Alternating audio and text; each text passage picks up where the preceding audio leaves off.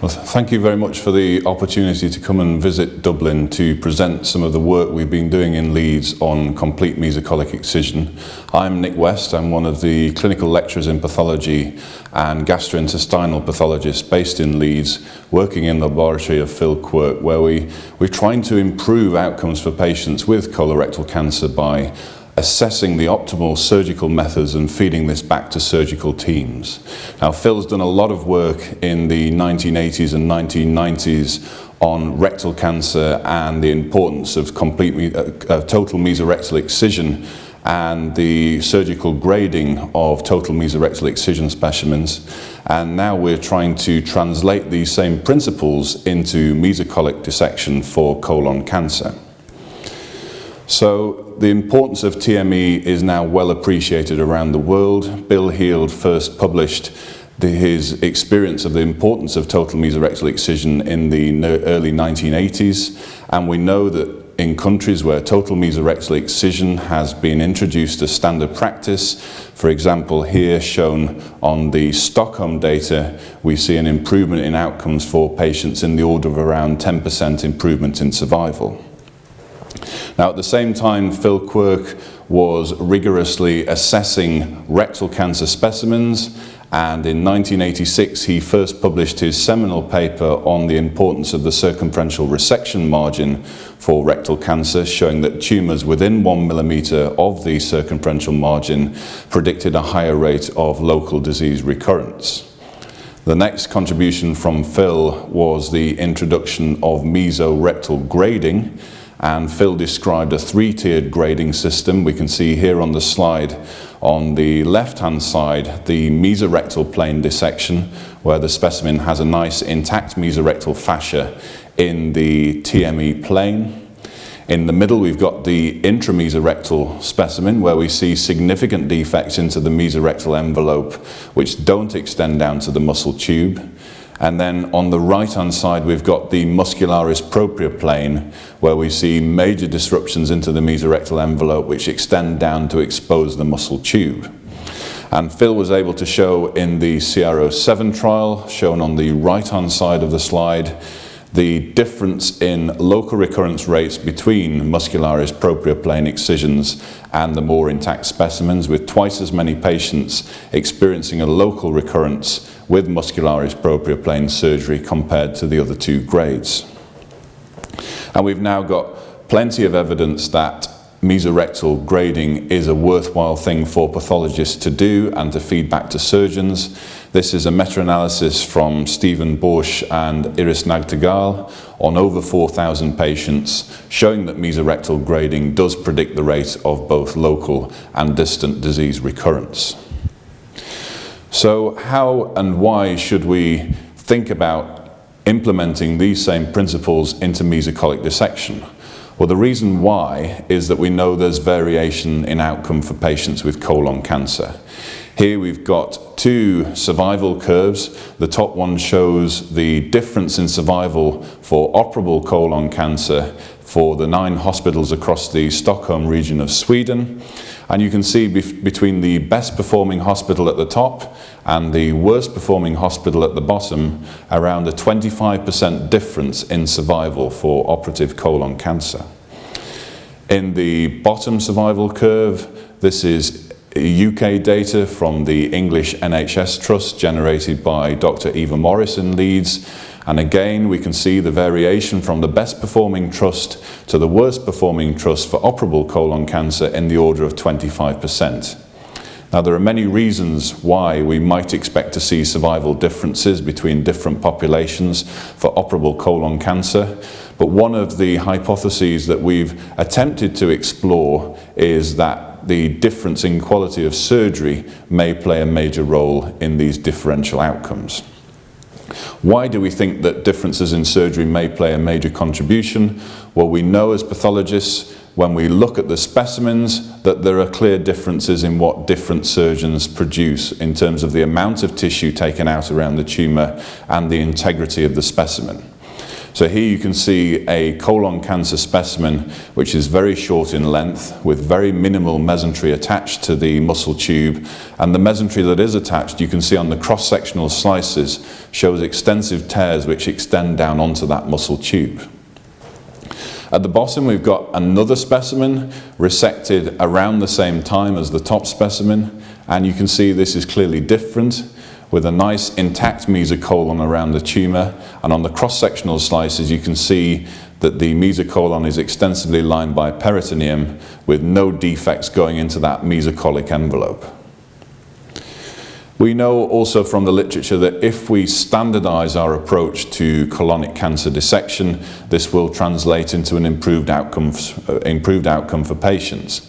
So here we've got data from Warren-Enker's group, published in 1979, showing that the 5-year survival for curative patients is in the order of 80%, which is far in excess of other centres in this time period before the introduction of adjuvant chemotherapy. And they describe a very standardised approach to both colonic and rectal cancer surgery. A slightly later study, published by Les Boki and colleagues, demonstrated that standardization of the approach for colon cancer at the time around 1980 led to a 15% improvement in survival for patients with colonic cancer in their institution. And finally, we've got the data from the Erlangen group in Germany, who have a very standardized approach to colonic cancer dissection, including operating meticulously in the mesocolic plane with a central vascular ligation. And they've reported their outcomes on over 1,300 consecutive colonic cancers, describing very impressive outcome data, including 5-year disease-free survival of 89% in all cases, and 70% in stage 3 disease, which is at least 15 to 20% higher than that we routinely see across the UK, and also very low rates of local recurrence, less than 4%. And when we look at the specimens from the Erlangen group, we can see clear differences between those specimens and routine surgery across the UK, with the Erlangen specimens more likely to be resected intact and with a high vascular ligation compared to the lower tie specimens from the UK. So we've developed a theory called the complete mesocolic excision theory, which is that a combination of the mesocolic plane with a high vascular ligation will remove the lymphatic and venous drainage around the tumour as completely as possible and should yield significant improvements in survival for patients with colonic cancer. Here we can see on the cross-sectional slice an early tumour which has not yet invaded beyond the muscle wall, and deeper in the mesentery we can see 2 lymph nodes, one close to the bowel wall which appears to be normal, and one further away which contains metastatic tumour. And I'm sure you can appreciate that any deviations into the mesocolon in the region of the involved lymph node could potentially shed tumour cells into the peritoneal cavity and give rise to a local recurrence. So we've devised a mesocolic grading system which mirrors the mesorectal grading system that Phil Quirk first described. And we have 3 grades, starting with the muscularis propria plane, where we see major defects into the mesocolon which extend down onto the muscle tube. We've then got the intramesocolic plane, where we see significant defects which don't expose the muscle. And then we have the intact mesocolic plane, where the surgeons have resected in the mesocolic fascial plane with an intact peritoneal surface where appropriate. The microanatomy of the mesocolic fascia has been studied in detail, and we know that there are 2 fascial planes, the parietal and the visceral fascia, and these 2 planes come together during embryological development, and Werner Hohenberger describes the CME approach as undoing embryology, turning back the clock and separating the 2 fascial planes, leaving the visceral fascia attached to the colonic specimen. And why would that translate into a better outcome for patients? Well, we know that within this mesocolonic or mesorectal fascial envelope, all of the blood vessels, the lymphatics and the lymph nodes through which cancers spread are contained within that envelope. So by keeping the fascia intact, we keep the cancer intact and all the potential routes of dissemination. Now, we've undergone some recent refinements in the mesocolic grading to try and improve the inter-observer variability in mesocolic grading. So we now perform the grading on the whole specimen, which should ideally be the fresh specimen. So in Leeds, we try and encourage our surgeons to send fresh specimens immediately to the pathology department so that we can assess the mesocolon before it undergoes formalin fixation and the artifacts associated with that. We would then confirm the mesocolic grade on the cross-sectional slices, and the slices are very helpful to identify the depth of any defects and see whether or not the muscle tube is exposed. We also only grade the mesentery that's present even if this is minimal. So we don't build in the tumor to height measurement within the mesocolic grading system. We do this as a separate measurement between the tumor and the height, and the mesocolic grading is purely a reflection of the integrity of the mesocolon around the tumor, no matter how extensive, whether the surgeons have done a close pericolic D1 resection, whether it's an intermediate D2, or whether it's a central D3 dissection. We've now decided that we should only be grading the area of lymphatic drainage, because often we get an extensive piece of colon with defects well outside of the tumor drainage area, and we don't feel that this is appropriate to downgrade specimens on this basis. So we're only looking for the presence of defects and the extent of defects within the tumor drainage area. And the Japanese have recently tried to define the lymphatic drainage area within their T-Rex trial, and I'll show you a diagram in a minute how the Japanese have attempted to do this. But essentially the tumor drainage area is ordinarily within 10 centimeters of the tumor and 5 centimeters of the nearest draining vessel. We also feel we should be grading on the basis of the worst area, not the predominant area. So any defect within the mesocolon will downgrade the specimen. So here you can see an example of a right hemicolectomy with a minimal amount of ascending colonic mesentery attached, but the mesentery that is attached is intact and covered by peritoneum, and therefore this would be a mesocolic plane excision. This is the Japanese drainage area, and here you can see the 4 situations described by the Japanese with the tumor in relation to the draining vessels, demonstrating the principle of the lymphatic drainage being contained within a 10 centimeter area distal to the tumor and 5 centimeters beyond the nearest draining vessel.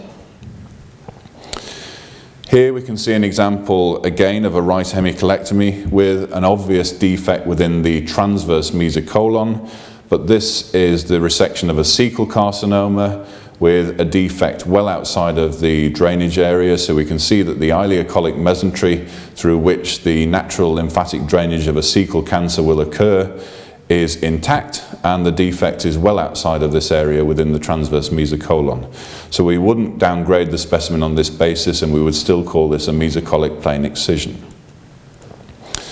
Isolated disruptions of the peritoneal windows are frequently seen, particularly with laparoscopic surgery. And peritoneal windows are the areas where we see fused peritoneum and mesocolic fascia with no intervening fat. And if we have an isolated disruption of these windows, we wouldn't downgrade the specimen. So we would still call this a mesocolic plane excision. Occasionally we see additional tissue at the retroperitoneal aspect of right colonic cancer resections, and that can appear as irregular tissue and can sometimes confuse the pathologist and lead them to grade the specimen in the intramesocolic plane when actually the surgeons have gone beyond the natural mesocolic fascia. So in this situation we find it very helpful for surgeons to label the additional tissue at the retroperitoneal aspect so that pathologists don't downgrade the specimen. We also see significant disruptions with laparoscopic surgery around the central thigh, and some of these disruptions extend into the mesentery and therefore should be downgraded, whereas some of the defects are actually separation of the vessels associated with the technical aspects of a laparoscopic dissection, and we wouldn't downgrade the specimen on this basis. And finally, the mesocolon within 1 centimetre of the distal resection margin is often slightly irregular, and we would ignore this and not downgrade on that basis. So here we can see an example of a peritoneal window within a sigmoid resection where that fused layer of fascia and peritoneum has been perforated, but we've chosen not to downgrade these specimens and would still call them mesocolic plain excisions, provided that's the only defect within the mesocolon. Here you can see an example of separation of the vessels with a laparoscopic dissection at the high thigh, and these defects don't extend into the mesentery proper and don't expose any lymph nodes. Therefore, we've chosen not to downgrade these specimens and would still call them a mesocolic plain excision, provided that there are no further defects. Whereas here we can see a slightly more exaggerated example where there's a defect around the high thigh which extends for around 5 centimetres or so into the mesentery, and we would downgrade the specimen on that basis because we can see lymph nodes which have been disrupted within that peritonealized mesentery. Now, our first description of mesocolic grading and its association with patient outcomes was reported in Lancet Oncology in 2008. And here we looked at nearly 400 primary colonic cancer resections from Leeds, and we graded them using the 3-tiered grading system and followed up our patients for overall survival at 5 years. Now, when we look at the distribution of the mesocolic gradings, we can see 24% of specimens had major defects going down onto the muscle tube, and only 1/3 of specimens were resected intact in the mesocolic plane. Now, when we compare the mesocolic plane dissections to mesorectal plane dissections from the same time period, we can see in the CR07 trial there is a much lower incidence of muscularis propria plane surgery, with only 13% in the rectum and half of all specimens being intact. So this shows that there is a problem in the colon and relatively poorer planes of surgery in colonic cancer dissections compared to the rectum. And this probably reflects all the work we've done on TME and TME training over the years through the Pelican TME training program. We also know that there's a distribution difference in the gradings according to the site of the primary tumour, with the best profile occurring in the left colon, where we see a similar distribution to the mesorectal plane grades, with the majority of specimens resected in the intact mesocolic plane and only a small number of muscularis propria plane excisions. However, once we move into the right colon, we start to see poorer planes of surgery with an increased rate of muscularis propria plane excisions, rising to the highest rate in transverse colon cancer, where we see a significant number of specimens showing major defects into the mesentery and exposing the muscle tube. And this could be one of the reasons why transverse colon cancer is associated with poorer outcomes compared to right and left-sided cancers. When we followed up the Leeds patients for 5-year overall survival, we could see a nice separation of the survival curves according to the planes of surgery, with the mesocolic planes having a 15% better survival compared to the muscularis propria plane group. When we take out the stage 3 cases and look at stage 3 disease in isolation as a subpopulation, we can see that the differences in survival become exaggerated, with twice as many patients alive at 5 years with mesocolic plane surgery compared to surgery in the muscularis propria plane. And this remains statistically significantly different on multivariate analysis with a hazard ratio of 0.45. We were able to independently verify the results of the Leeds study through the MRC Classic trial, where we had 161 gradable colon cancers. And when we look at the distribution of the gradings, we can see very similar to Leeds, with 25% of specimens resected in the muscularis propria plane and only 22% of specimens being a mesocolic plane dissection. And when we followed up the classic trial patients and combine the mesocolic and intramesocolic plane groups versus muscularis propria plane, we can see a difference of around 15%, which is similar to the difference we see in the Leeds study. And again, when you pull out the stage 3 cases, you can see twice as many patients alive at 5 years compared to surgery in the muscularis propria plane, which validates almost perfectly the earlier Leeds study where we see exactly the same association. Now, one additional piece of information we gained from Classic was the local recurrence data, and surgeons often say that local recurrence for colon cancer is not an issue and very rarely occurs. Now, we know from Classic that surgery in the muscularis propria plane, which happened in 25% of cases, is associated with a local recurrence rate in the region of 20%. So we can now say from Classic that surgery in the muscularis propria plane is associated with a significant rate of local disease recurrence, and therefore we should be doing everything we possibly can to avoid surgery within this plane. The concept of central vascular ligation described in Erlangen is also practiced in other units around the world, including Japan, where the Japanese guidelines routinely mandate high-tie surgery for advanced colonic cancer. And the Japanese call this a D3 dissection and removal of the D3 central nodes around the high vascular tie. And we know that the Japanese outcome data is similarly very impressive to the group reported in Erlangen. And we can see here some data from Professor Sugihara from Tokyo, showing again, even in stage 3 disease, very significant survival data, which is vastly in excess of that reported in many UK institutions. And when we look at the specimens resected in Tokyo, we can see again, very similar to the German specimens, they're intact with a mesocolic plane dissection and high vascular ligations. But when we started to look at the photographs of Japanese specimens, we could immediately see they were different to German specimens in terms of the length of colon resected. And the Japanese principle is to operate 10 centimeters beyond the tumor and then to transect the colon, rather than the Erlangen principle of going beyond the next vascular arcade. Now, we know it's not just Germany and Japan who undertake complete mesocolic excision with a central ligation. A number of surgeons across Europe and beyond practice this technique and have done for many years, and are reporting impressive survivals. And here you can see some examples of nice intact mesocolic plane surgery with high ligation from a number of surgeons across the world.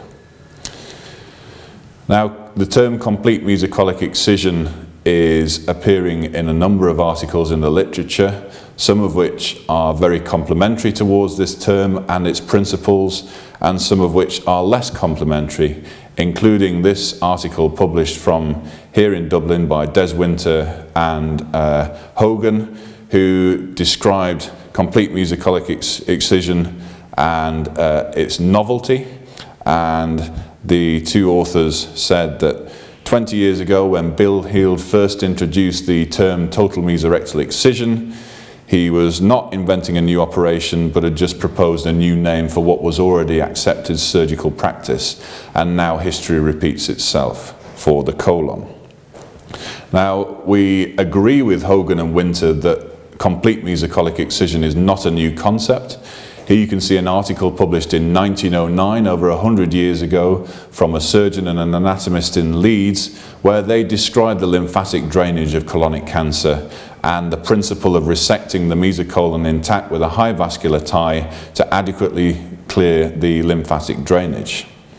So it's certainly not a new concept, but what we would take issue with is that this is not routine practice. From our experience, by examining specimens around the UK and wider around the world, we do not yet see standardized mesocolic plane surgery with a high ligation for all patients. There is certainly some work to do in standardizing colonic cancer surgery. So what are the variables? Just to recap the three variables we see in colon cancer specimens. First of all, there's the mesocolic plane, how well the surgeons have stuck to the mesocolic fascial plane. And we know that this impacts on survival, with the evidence coming from Leeds and the independent validatory evidence from Classic showing that mesocolic grading is associated with overall survival, and from Classic showing an association with local disease recurrence. For the central ligation, we know that centers implementing central ligation as routine, such as in Erlangen and Tokyo, they report the best outcomes in the literature to date for colon cancer. So there seems to be some degree of additional benefit to high ligation, although the relative benefit of the mesocolic plane and the high ligation is yet to be deduced. Now, the length of colon resected also differs between Erlangen and between Japan, but both groups are reporting similarly impressive survival. So it appears that the length of colon resected probably doesn't have the same influence on survival that the mesocolic grading and the high vascular ligation do. So what's the evidence for the implementation of CME? When I first gave this talk in Erlangen in 2013, there were only around 30 studies in the literature with the term complete mesocolic excision on PubMed. When I ran the same search 2 years later, earlier this year, we'd now jumped to over 80 publications, so we're starting to see a lot of evidence from around the world demonstrating that complete mesocolic excision is feasible and associated with better outcomes. And recently we took part in a consensus conference organised by Carl Sonderna in Bergen, Norway, where we were able to describe the optimal principles for complete mesocolic excision surgery and when to do this and how to do it and how pathologists should assess the specimens. Now, we've developed some tissue morphometrical techniques shown here at the top right for examining the amount of tissue taken out around colonic cancers, and we do this using fresh specimen photographs by quantitating the amount of tissue taken out between the tumour and the high thigh and the area of mesentery and the length of bowel resected. And we can use this to compare different surgical techniques around the world. So the first study was a comparison of standard UK surgery undertaken in Leeds versus the complete mesocolic excision with high ligation undertaken in Erlangen. And we can see here for right-sided specimens, there's an additional 5 centimetres of tissue between the tumour and the high thigh when undertaking the complete mesocolic excision technique.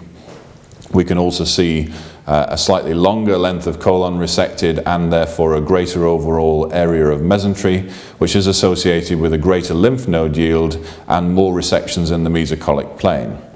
And we see the same pattern for left-sided tumours, again with an extra 5 centimetres of tissue resected between the tumour and the high thigh, additional length of colon, additional area of mesentery, more lymph nodes and more resections in the mesocolic plane. Now, we've been able to use the same techniques to compare the German and the Japanese approach, and we can see here for right-sided tumours there's a very minimal difference between the tumour and the high thigh in the order of 1.5 centimetres for right-sided excisions. We can see the majority of the difference is in the length of the colon resected, so the Japanese specimens are around 9 centimetres shorter on average with less area of mesentery and less lymph node yield, but a similarly impressive mesocolic plane resection rate. When we look at the left-sided specimens, no difference in the measurement between the tumour and the high thigh, but quite a significant difference in the length of colon resected, with an additional 26 centimetres of colon resected in the Erlangen specimens compared to the Japanese. And again, this is associated with more mesentery and more lymph nodes in the Erlangen specimens compared to Japan, but similarly impressive rates of mesocolic plane surgery. And we've been able to now look at this in more detail in the stage 3 group with a follow-up paper where we've also been able to compare both Erlangen and Japan to the standard surgery in the UK, where we've taken Leeds as the example, showing that both the German and the Japanese specimens do take out more tissue between the tumour and the high thigh, despite the differences between the two techniques in terms of length of colon resected. We've also worked with Robin Kennedy and Ian Jenkins at St Mark's in London, looking at the value of laparoscopic complete mesocolic excision, and compared this to the open approach in Erlangen. And we've been able to show that in St Mark's, using laparoscopic surgery, the specimens are very, very similar to open surgery in Erlangen, with only a very small difference between the tumour and high thigh measurement for right-sided specimens, and no major differences in the area of mesentery resected, and certainly no difference in the mesocolic plane rate.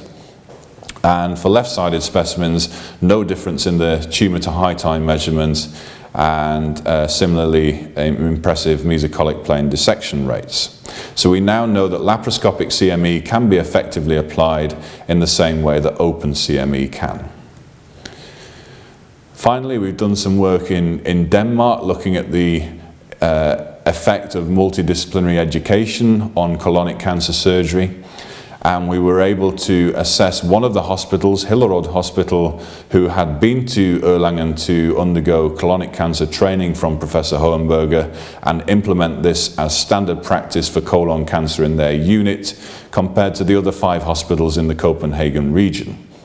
We applied the same principles as the other studies by taking photographs of the fresh specimens, and we were able to show that the Hillerød group, after switching their approach to CME, now resected more tissue between the tumour and the high-tie, a greater length of colon, a greater area of mesentery, more lymph nodes, and more likely to be resected in the mesocolic plane compared to the other 5 hospitals. And we saw the same effect both on right and left-sided resections. We've gone on to do some further work with Søren Lauberg in the Aarhus region of Denmark to show a similar effect, that multidisciplinary education and surgical training can improve the quality of mesocolic plane excisions. So how do outcomes change following these multidisciplinary educational initiatives? We've now got early data from the Hillerød group that actually switching to a higher rate of mesocolic plane surgery is associated with improved survival. This data was published in Lancet Oncology in January of this year. And we can see that the Hillerød specimens were associated with around a 10% better survival compared to non-CME specimens from the other hospitals across the region. Since this data was collected, the Danish government have funded a national training program in colonic cancer, and all of the hospitals within the Copenhagen region of Denmark have undergone surgical training. And you can see on the pie charts there is now a difference in mesocolic grading from before the regional education program across the whole region, where we've seen the number of mesocolic plane excisions improve and the number of intramesocolic plane excisions reduce. And this should therefore translate into an improvement in outcome for patients.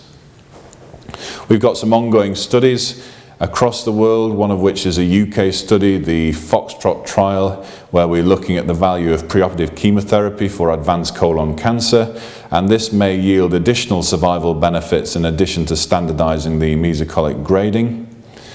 We're also doing some educational initiatives within the UK, starting with a pilot program in the Yorkshire region funded by Yorkshire Cancer Research, where we've brought all of the local surgeons and pathologists together to study the evidence and to try and improve the number of mesocolic plane excisions across the region.